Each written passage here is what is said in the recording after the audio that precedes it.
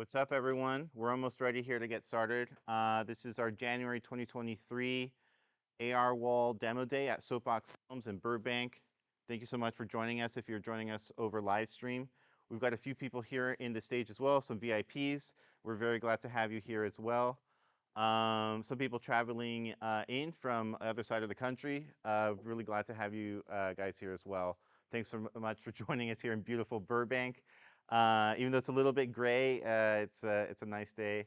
For those of you who are in Burbank, it's been really gray and rainy here in LA, which is one of the main reasons that we are here in a comfortable studio, sipping LaCroix, in air conditioning, really enjoying ourselves in front of this LED backdrop that we have behind me. So just a little bit about what we're going to be showing today. I'm Rene Amador. I'm the co-founder and CEO of ARwall. We're a virtual production technology company. We create software. We can also help you build a new LED stage or do one in your living room even. We have prosumer, consumer, and professional products. Behind me, we have here at Soapbox Films Stage A in Burbank, we have a 30 by 12 foot LED screen. This is 1.5 millimeter pitch size. That means it's very, very fine pixel density. It ends up being about 6K horizontal resolution. And this is a stage where a lot of stuff has been shot. Most famously, we had an Emmy win for a production that was shot here called Muppets Haunted Mansion that was done deep during the pandemic.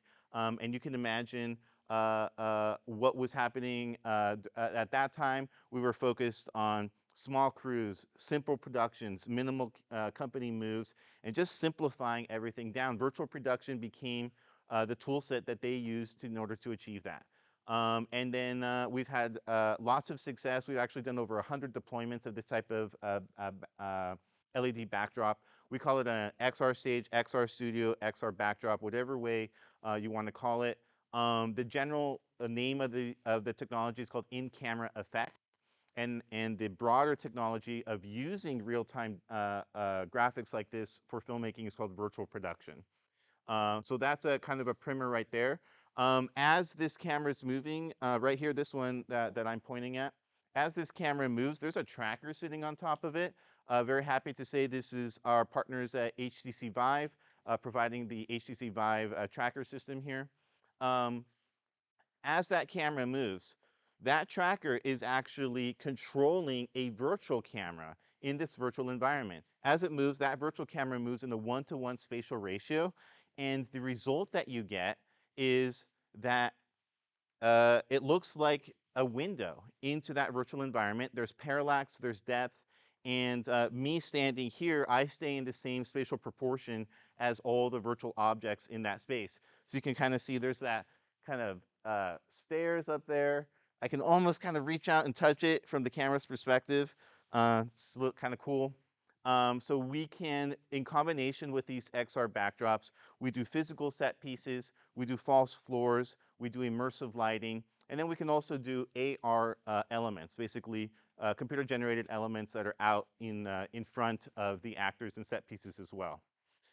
So we've done this type of stuff for almost every major studio, um, and we're happy to do it for independent productions. Last week we had a student film in here, which was doing kind of a vampire thriller project and wanted to do some period stuff. So recently we've seen a lot of historical reenactment and period type stuff. Here today we have a couple requests for things that people want to see. We're going to be showing off interior scenes, quite a few interiors, showing off what we can do there. We're also going to be shaping lighting. So basically, we're going to be looking at the shot, at the final shot, and going, what's going to make this look perfect? So we'll do a little walkthrough of that. If you're a DP or a director, that's basically the process that you're going to mostly be involved in virtual production. And then we'll also answer questions regarding the technology, the software, everything like that. While I'm doing this, we're going to be showing off our AirFX Pro plugin. So whenever we're showing that, I'll just mention it. And that's a plugin that's available on our website for license right now. If you're interested, it's arwall.co. You can go check it out. Okay, so let's get started here. So what are we showing off? This is the first environment that we built at ARwall. This is, we call it Future City. It's definitely the scene that we're most well known for, and you can imagine what we were thinking when we originally made this. We're going to be in the future. It's going to be cool. It's going to be cyberpunk, flying cars, everything like that. What may not be apparent is that this is not a video. This is not a image or anything like that. This is a fully 3D environment that's being generated in real time. So as I move around here, every single one of these angles that I move to can then become a vantage point for another shot. So this is the way that we originally conceived of the technology, is that you would build a rough version of the environment, 360 degrees, and then the director would go through and do a technical scout to figure out where is the different vantage points going to be. So okay, like I like um I like it to be a little bit higher. I want this cable to be in here, and I want this gantry to be kind of at the top of the frame. So then, boom, right there. Then I can save this spot. We can do this over Zoom, or you can come into the stage to do it. We can also give the director a video game version of the scene that they can go in and on their laptop or computer go through and do this part as well. You save this, then when you show up on set, you basically tell us, hey, that one, number 13 or whatever that I saved, boom, we call it up and you're ready to shoot. It's as simple as that. And this is an example of a bunch of different bookmark locations that we have kind of pre-made for this environment. Now you might think, okay, well that's fine. What else can virtual production do? Just some parallax and some different camera angles. Big deal, right? Well, we can actually do anything. Anything that you can think of in a video game in a real-time engine, we can accomplish here. So what's an example of that? Instantaneous lighting changes. In one click, we can change from one lighting condition to another.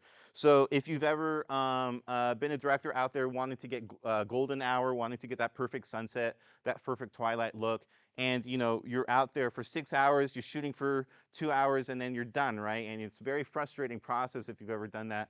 Well, here you can have your golden hour forever, unending. If you want, we can put some moving sun in there to make it more difficult for you and do some realistic reenactment. But mostly people are looking to lock up the scene, lock up the look that they want, and then shoot as much as they want, as many times as they want. Um, on this type of stage, it's not unusual for us with this technology to get 25, 30 setups a day. It's a really fast workflow. It's faster than green screen, I would even argue, because there's a lot less guesswork involved with this. Let's take a look at another lighting iteration. Okay, a little bit more of a green, kind of more of a sickly look, kind of interesting. But Jocelyn, this is like it's such a contrasty look. Can I actually take a look at the monitor and see this? So this is where the work begins, right? So you walk on set. It kind of it looks okay. It looks 90% there, but then you're like, as a director, you're like, you know what? It's just not the way that I'm dressed and the way that this background is. It's just to tell a story. It needs to be a little bit different. So what are we going to do here? Are we just going to throw away the lighting work that we did? How are we going to do this? Well, we came up with this solution. Normally here you would be messed up. You would have to go in to Unreal Editor. You'd be making minute changes and stuff like that. So we come up with this system instead. Options menu. Just like with a video game, just like with any type of a video game that you might be interested in playing, there's lots of options here, and these now are options not for playing a game, but for doing filmmaking. So let's go to post-process. And we're going to get this shot looking super good. So one of the things that I'm noticing, and on me, the color is pretty cool. It's a cool temperature. But on the scene, it's a little bit more, I'm definitely getting a different kind of feel, and it's almost difficult. So what I'm going to do is, can we put this into the minimized version? So you want to be able to have a full look at the scene while you're changing the color. And here Jocelyn can then just drag the slider back and forth and change that color. Ryan, can you operate this cam so this stuff isn't visible to that camera? Yeah, just like kind of whip around here as we do it. Yeah, thank you. So here we're changing the temperature of the scene. Is it changing? Yeah, there it is. So, okay, so we're changing a different temperature. Okay, back on me, Ryan. There we go. Let's choose another scene. This one's so wild. Let's choose another scene that's a little bit easier to look at. So I mentioned we have some requests for some interior scenes. Let's go to interior. That's going to really betray what we're looking at here. Okay, so take me wherever you want, Jocelyn. Where would you like? Where do you want us to go? So, so I was talking to Jocelyn. Jocelyn's our chief product officer. She's also the co-founder of the company. Okay. So we created this system where you can just basically hit a hotkey, and then you can go to another scene. So we just assign the different scenes, different numbers, and then boom, we're done. So here we have, sorry to bring you guys back to your high school memories, but here we are in the lobby here. And so this is a good selection for a scene.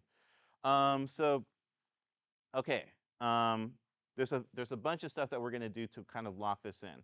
One of the things that we're going to do is bring up the light on me. So Ryan, can you get that light hotter or brighter on me? Okay, much better. Then we're going to bring down the brightness on the scene to just get it a little bit more in line with kind of the luminance scale that I'm at here as a subject. So keep in mind here, we're doing it the hard way, right? We're kind of saying, well, I'm locked up in a lighting scenario. Obviously, if we had a full lighting and DP team here, they could shape me up a little bit better. But we're going to do it the hard way and say, this is what we're happy with, a single light and a single bounce, and then we're going to make the scene adhere to that.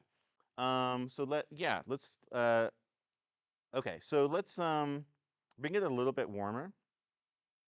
Yeah.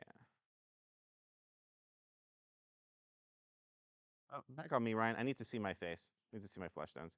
There we go. That's kind of good. Bring those highlights down, Jocelyn, and we're going to need to bring those mids down. So the gain, can you bring the gain down? Okay. There we go. So now it looks like, it's 5 o'clock. We're after hours here at the school, and I'm having conversation with somebody, and the lighting's kind of, you know what? But, oh, can you give me back control, Jocelyn? So she has a keyboard. The keyboard is likely going to stay in the virtual production operator's hand, but as a director, I can then kind of move this around and go, you know what? I want to be like in here, right? In here. And we're having a conversation in here, and yeah, something like that. But this light is too hot, so I'm going to pull out and go over here. And it's as simple as that if you're a director. Basically, kind of just going something like that. Something like that looks pretty good. Can you give me like a different lighting look? Like this looks so plain. Ooh, this is nice. This almost looks like we're at the prom or something. Okay, very interesting. And I kind of like that. So there's one thing that I'm noticing here, which is that the blacks on me, like my beard here and my hair, it's real inky. But on the blacks on the scene, it's like coming in shallow. Can we grab the mids or the shadows, the gain on that, and pull it down just to get some inkier blacks?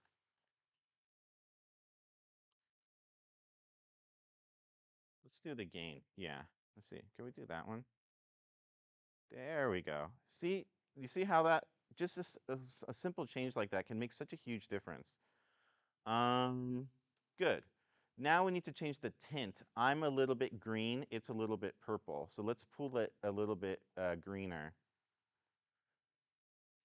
So I want to be clear here. It's not going to do it for you, right? But if I'm a DP and I know, okay, tint, temperature, contrast, I'm pretty much going to be able to dial this in. I'm going to be able to dial this in just like if I were in a color timing session with a finisher and an online colorist. I would be in that session. I would be telling them how to get it. There we go. Just a little bit more green. Yeah, there. What do you guys think? Right on there on the monitor. That's what we're shaping in. Hmm? Does that look pretty good? Looks better than when we started, and that's the point. All right, so this is an example. This would be basically good enough for YouTube, you could say. And we would take it further here. We would shape the light. We would shape the temperature. And then we would actually be looking at scopes. Like we would actually be going like, okay, can we line up the color temperatures of my flesh tones and everything like that, and using actual tools, right? But for here, for this demo, just casually, we could be doing this in your living room. We could be doing this anywhere on Zoom, anywhere we wanted to do this. This is the process. And this is the task of nailing it in. Now, if the director feels comfortable, we hit record, we start shooting. That camera moves. Oh, that camera moves. And we have all that beautiful parallax, everything in the scene ready to go. I am here in this school, in this environment, having the dramatic scene with the senior, you know, who's going to drop out or something like that. No, don't do it. Okay, so now you've seen me do it. You've seen me humiliate myself. Who wants to come up and do it and co-direct this with me? We're going to go to another environment. Let's go to residence. Okay. You can see it's kind of fun. Yeah, I can see. Oh gosh. So this menu system that we put in, it has all sorts of modes that you can do to control the scene and software. But basically what it comes down to is Jocelyn and myself, we come from post-production. And we like all the dials and we like everything, like all the power, right? But we're stuck in a dark room by ourselves. What this tool does is the plugin that we built is it allows us to dial in with a director, and then when we show up on set, we're dialing the last 5% of it in with them and getting the scene exactly where it needs to be. And it is a process that is not unlike doing a compositing session, a color session with a director. But guess what? We're doing it on set. Everybody is here. The wardrobe person needs to make a change to make my outfit fit better with the scene. They can look at the frame. They can go, ah, it doesn't look right. I'm going to make a change. I'm going to change it to a different scarf or whatever, and works better with the scene. And they can have all the information to make that happen. And this is a dramatic thing in filmmaking because how does power work, right? We have the power here on set. We're burning all the money here on set. And then when it gets to post-production, fuck them, right? They're over there and they have to deal with whatever we gave them. Shit slides downhill, right? So what we're saying basically is that creates a huge amount of bitterness, resentment, and basically a lot of tension in any production. It's injected into the production artificially. This technology is a way to relieve that tension. Instead of wishing you had the tools to get it right on set, you have them. That's what we're talking about here. Okay, so we have this environment here. Um, and guess what? Just like the other one, it doesn't look quite right when we come here, right? This is where some people give up, but we're not going to give up. We're going to use the tools that are given to us, and I'm going to have someone come up right now. Who wants to come up? Sir, sir. Okay, so I'm going to put this in your hand. So this is basically, it's just two sticks. Yeah. It's just that this one is uh, uh, position, and this one is turning you left to right. Okay, So great. two sticks it. All right. So okay, so I'll continue to be your subject if you want me to continue to be subject, or do you want to be in the frame? I'll do as asked. Okay, so you can direct from right here. You'll be you don't have to be in the frame as well, but you can be. But yeah, you can stand next to the camera and look at the monitor. There you go. So what you're going to do here is you're going to find a nice spot here for us to do a scene. You can change the framing on me if you want. You can tell the camera to move, whatever you want. So but the task for you as a director is that we need to do a scene in this interior. So you have to decide: are we doing it in the hallway? Are we doing it in the kitchen? What are we doing? So let me just talk out loud for you. So you're having a problem right now. The problem that you're having is you want to get a shot, a nice wide shot of the room, but you got all these walls in front of you, right? Okay, hold just a second. So Jocelyn is going to fix this for you. So we're in a tight space, just like in a real physical space. You're in a tight room. You can't get the camera in there. So what do? You fly the wall out. So that's one of the main reasons that people shoot on sets is so that they can take a wall and they can fly it away, right? Okay. So we have this tool. It's called the near clip distance. And what this does is create a sphere that eats away at the environment. And as it eats away at the environment, makes it invisible.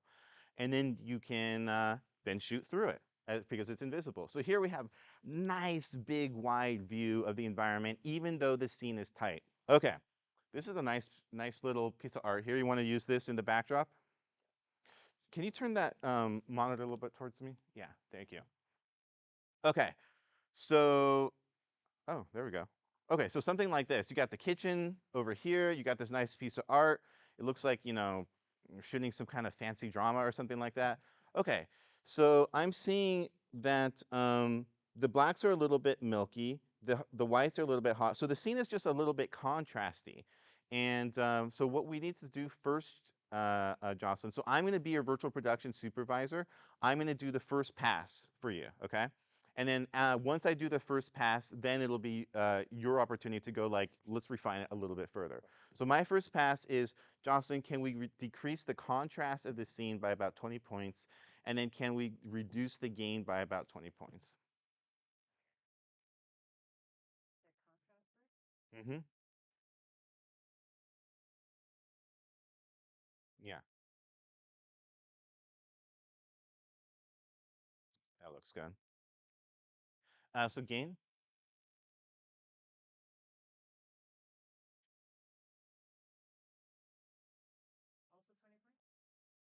Yeah, keep going.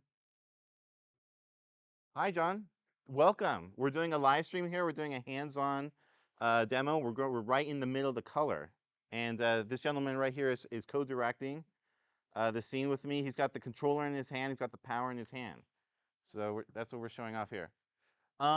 It still seems a little bit hot. So what we might want to do is come down on the exposure, close up a little bit on the camera. Um, Not you, yeah.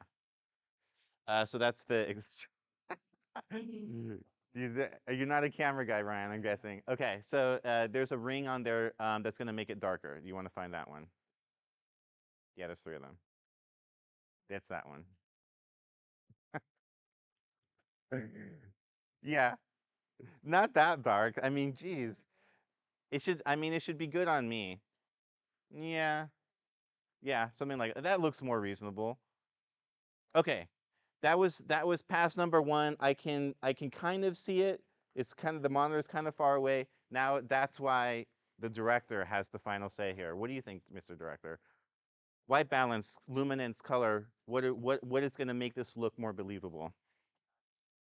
Some light coming through the kitchen. Um, Oh, you want some more brightness back there. Okay.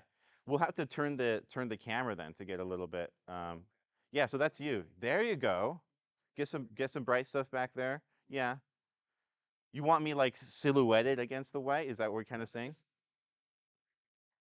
with just maybe a little bit more exposing of There we go. the back. Ooh, much better.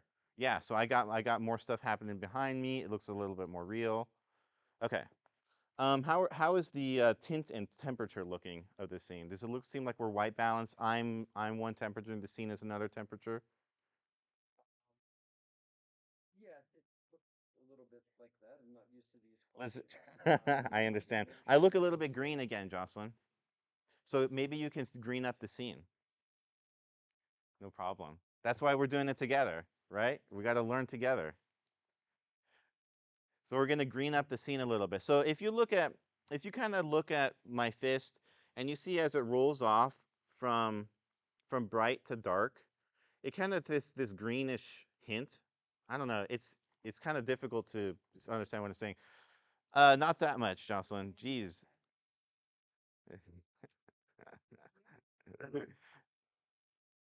But yeah.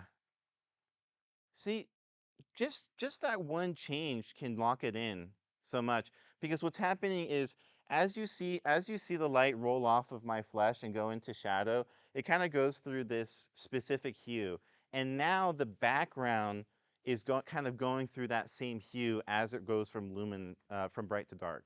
So that's the kind of thing we're going to be looking for here. How do you like the frame? Do you like how I am? Do you want it tighter on me? What do you want to do? Pull it back. Okay, we're gonna pull back. Where are we type scenario. Okay, so there we go. So okay, we're in a classic scenario here. We moved the camera, and now our no clip plane has moved and revealed some of the wall that we were supposed to have flown away here. So Jocelyn's going to come in here and fix that. Boom, done. So got a nice wide shot on me. We're pretty locked up here. What do you think, sir? Are we ready to roll? Action? Why should you do it? Ah. All right, and that's me. That's my performance. Thank you. Okay. Hope you guys was that fun? Was it a little bit fun? It was. Okay. All right. It was very fun. All right. Thank you so much, sir. What's your name? Jeff. Jeff. Thank you, Jeff. This is Jeff. All right. Okay, so we've shown off two different environments. Hopefully, what you've seen here is you're gonna walk in, and it's gonna look, ugh. It's gonna look. You're gonna have that tightening up of like, oh man, is this gonna actually look right? Is this actually gonna work? Is this actually gonna look real? And then you're going to work with the team that's there on set to dial in the color, to dial in the angle, to dial everything. The level of control here that we have is just unbelievable, right? And you point at that thing and you say, I want that to go away. And in seconds we can make it go away and we can make this whatever you want it to be. So this is the AirFX Pro plugin. This is something that we built on a couple different productions, most famously Muppets Haunted Mansion, as well as Tales from the Explorers Club, which was a Warner Brothers Discovery project that came in here. They did lots of historical reenactment, that type of stuff.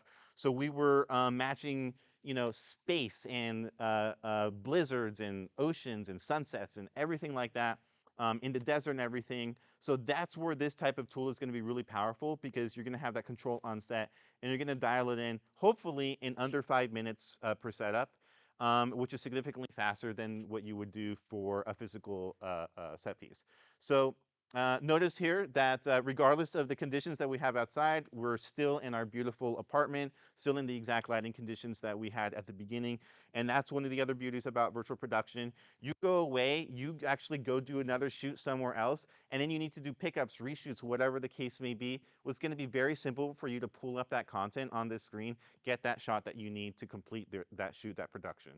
So replication of the scenes is also very simple. Um, Okay, so we've shown off the plugin. We're going to show off something new, something we don't usually show off, which is the AirFX app. Do we have that available? Okay. In that case, I will show off the new piece of hardware. Where is that? Okay.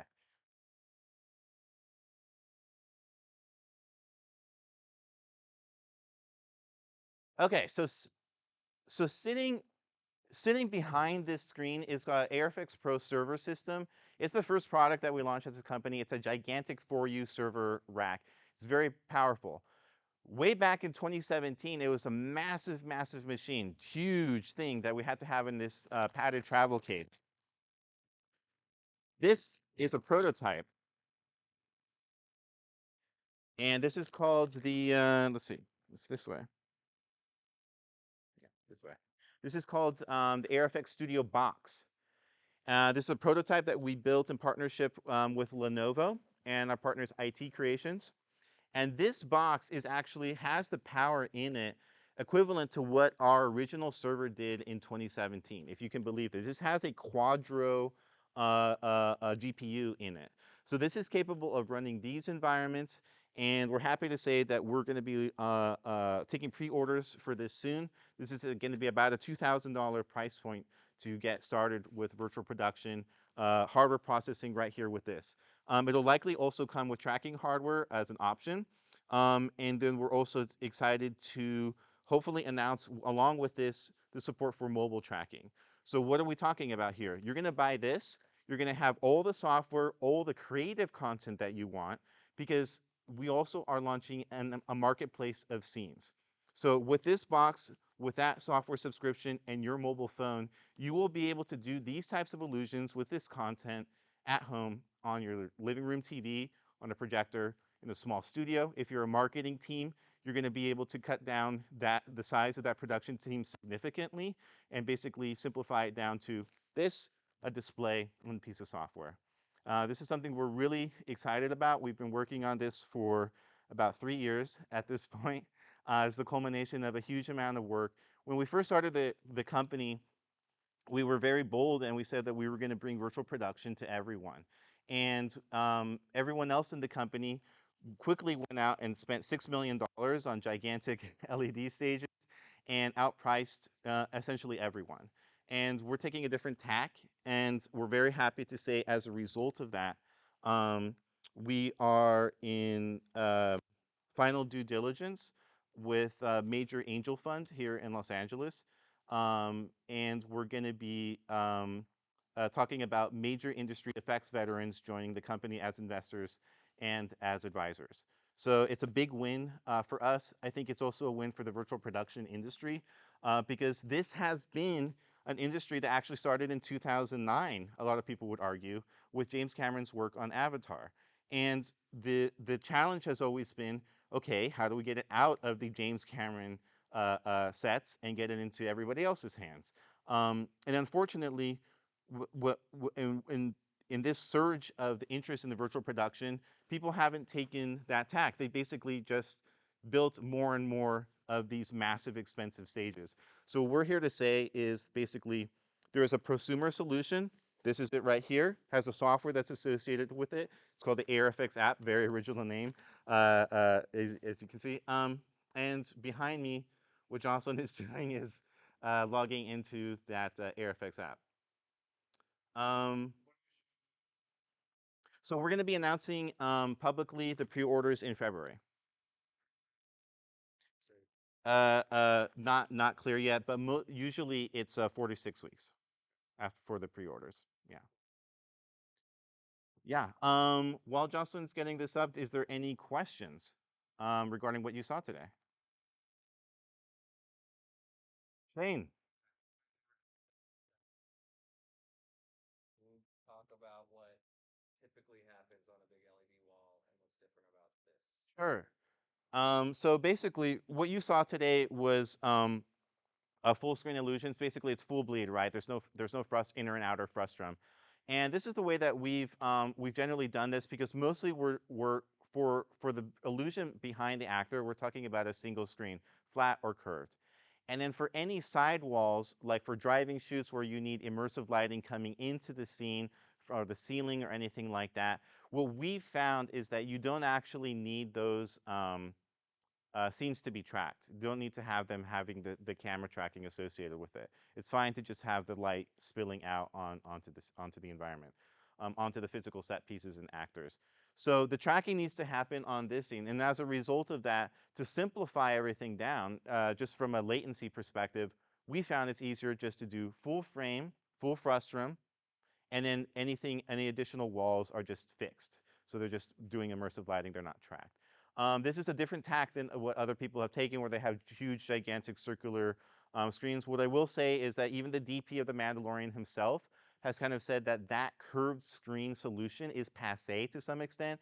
It was originally created because the angle, meaning that if the camera was here and looking at a sharp angle, it would have a purple or greenish hue shift, which was undesirable. That has basically been taken away. This is the AX Pro 1.5 by Absen. So it has a new type of color processing and a new type of build, which is specifically we worked with them to develop it for virtual production.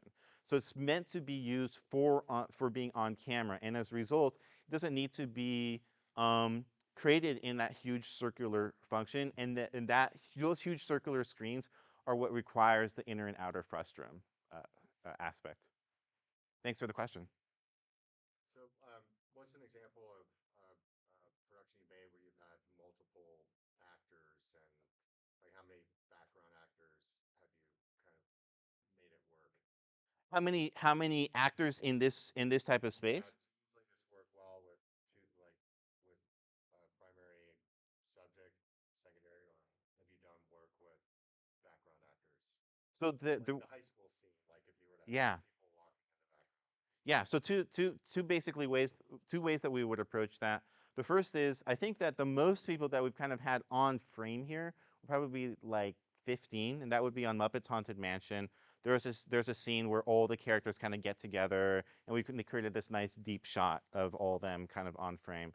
So that's an example. What we would likely do is, as the camera gets further away, obviously gives you more space to put people physically, right? But there are characters that can be created at I think what most people would consider a photoreal level in a tool called MetaHumans, which is in Unreal Engine. So we use Unreal Engine. This is, I believe, Unreal Engine 5 that we're showing off here. There's lots of different tools to do animation, humans, effects, particle effects, all that type of stuff, destruction, flames, that type of stuff.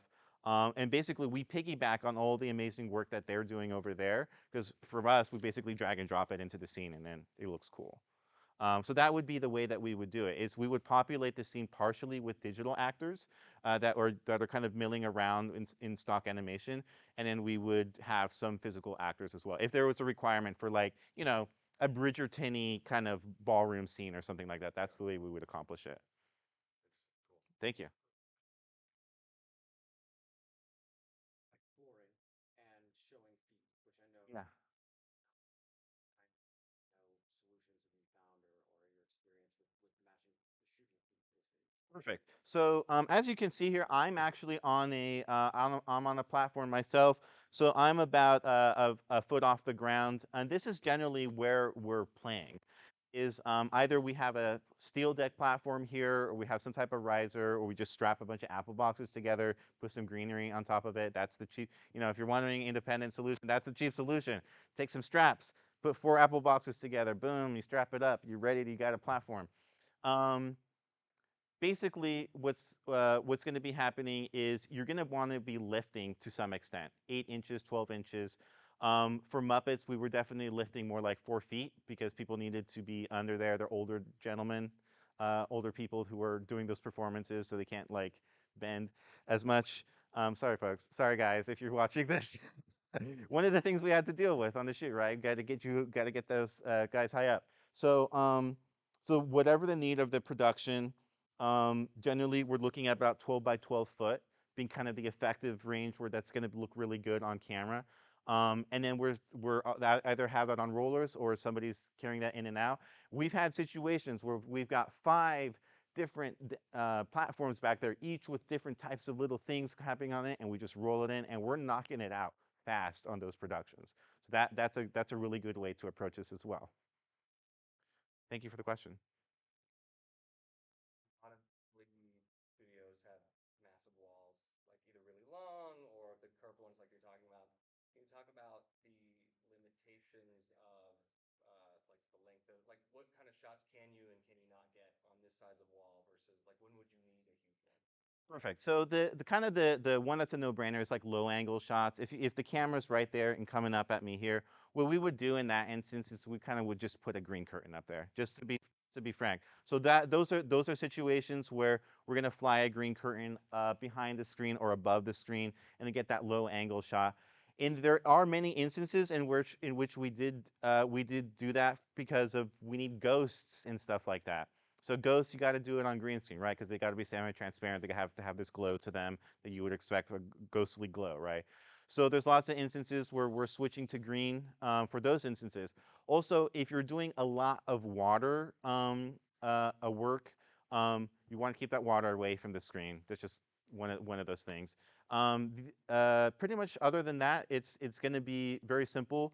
An example of the type of complexity that you might have here on set is, oh, this is Muppets Haunted Mansion that's showing behind me. This is a trailer for Muppets Haunted Mansion. An example of the type of stuff that we would have on this type of set is like a 16-foot flat with a door in it, double-sided. So we have going from hallway into a room, and then going from room into the hallway. You can do both ways with this door.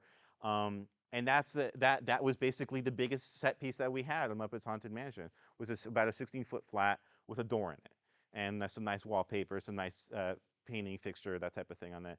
And that was suitable to basically get every character from every room to every room. Because what does Gonzo need to do? Well, he needs to touch the doorknob, push, and go into the next room. So anytime that he needed to move into another room, we'd put the flat right here. We would be, behind him, pointing this way, and he would push in, and we would peek into through the door into the virtual environment, which was this LED backdrop. And then, of course, we need to see him walking into the room from the room he's walking into. So then we just flip the flat around, and then basically he's now walking this way with the hallway that he's coming from being on the LED wall. So we're just use every level of trickery that you can think of. There's one thing that we're working on right now, which is to jump it up another level, which is to have a rotating platform, have a circular platform like a big lazy Susan. You've got set pieces, you've got actors, you've got lights on it, and as you spin it, that immersive lighting that's on that's around the actor, that's spinning along with them. So if you got a sun, a hard, warm key sun that starts right there, but then as we rotate around, it goes all the way around. That sun is going to move from LED screen to physical light to physical light to physical light, and all the way around that actor. So that's basically um, the way that we would approach that type of stuff. Did that answer? Okay, we ready to show the app? Okay, so we're going to show off AirFX app. So this is the new one, guys. This is currently in closed beta. This is it right here. We got a good shot of it. So what are we looking at here? We've got a marketplace and we've got My Studio. On the marketplace, this is where you can find all the new scenes that are available. So this is very much like the Unreal marketplace, except for the fact that all these environments are specifically made to be virtual production backdrops. They're meant to be cinematic, they're meant to look nice, they're meant to be at one-to-one spatial scale, which is a requirement for virtual production. You can't make things that are miniature, or large, or have forced perspective or anything like that. Everything has to be one-to-one spatial. So there's some of these scenes are real, some of these are dummy for our beta testers. But basically, you're going to have many, many dozens of environments on here. If you're an artist, if you're an Unreal artist and you're interested in getting your stuff onto this marketplace, please reach out to us, as we currently are looking for creative teams to partner with to populate out the marketplace. So basically, once you've selected a scene, you can then choose to license it. There's subscription options and purchase options depending on the type of scene and the artist's requests. There's definitely going to be a creator startup bundle, which is basically going to be everything that you kind of saw here today and more, are 10 most commonly requested scenes. You don't need to use Unreal Editor for this. You you guys are actually in here. That's cool. Once you kind of download the scene, you go to My Studio, and then you download it and you launch it. And it launches, it goes full screen just like a video game does. This is a compiled Unreal Engine project. So it's not an it's not a Unreal Editor project file that you need to then have developer experience to then load it and play it, everything like that. No, you double click on this, you go directly into a full screen mode, and then you use the options menu that we just showed you to calibrate everything, calibrate the tracking, everything like that. So no Unreal Editor required.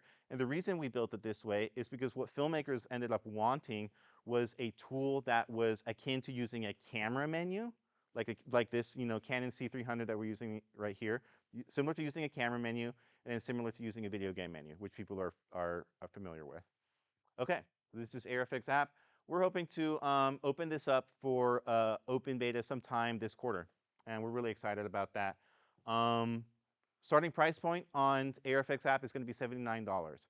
So we're really, really trying to pull it down here and trying to make this something that you, yes, you, that I'm pointing to right now, could use this at home and actually play around with this and have a subscription going to get access to all these environments, everything like that. Okay, so that, yes. So if you like, how would you do it if you don't have an AR wall like this? Perfect. So what's going to happen is it will connect to your TV, either through a PC that you have or coming soon a smart TV app that basically the processing is happening in the cloud and pulling down a video signal, similar to Google Stadia or xCloud, those types of services. So whether you have the processing power at home or you don't, there's going to be an option for you. You use your mobile phone as the tracker and to record. The mobile phone we'll have an understanding of the frame of the screen. So you'll basically you'll be pointing at the TV and it'll track and it'll look like what you saw here today. But what happens if you go past the edge of the TV? So it has an understanding of the frame of the edge of the TV, and it'll actually feather in an AR overlay of the CG environment with the same tracking information as being used for the on-screen content. So what that means is that as you track off the edge of the screen, it goes to a fully CG backdrop. So as long as your subject is in front of the TV, it's kind of like a hole, a poked out hole that then allows them to come into the frame. So that's the way that we're going to accomplish this. That's one of the things that we're working on right now that we're really excited about. Thank you for asking about that. So this is so we're really lucky in that in 2020 we did launch a prosumer product called AirFX Home Studio. Now it was at an $11,000 price point, but that's significantly lower than what people are used to. Usually the price point here is like 150,000, just to give you an idea of what the usual price to play is. So at 11K, we got the trackers, the software, the processing for somebody to hook up to their TV or projector. Sold quite a few of these, and the people that are purchasing these are there's three kinds. I'm somebody at home and I'm making genealogy videos and I'm making videos about our family and what we're up to and making so I have a small niche audience that I'm making content for. Then it's brand marketing teams and it's commercial production companies.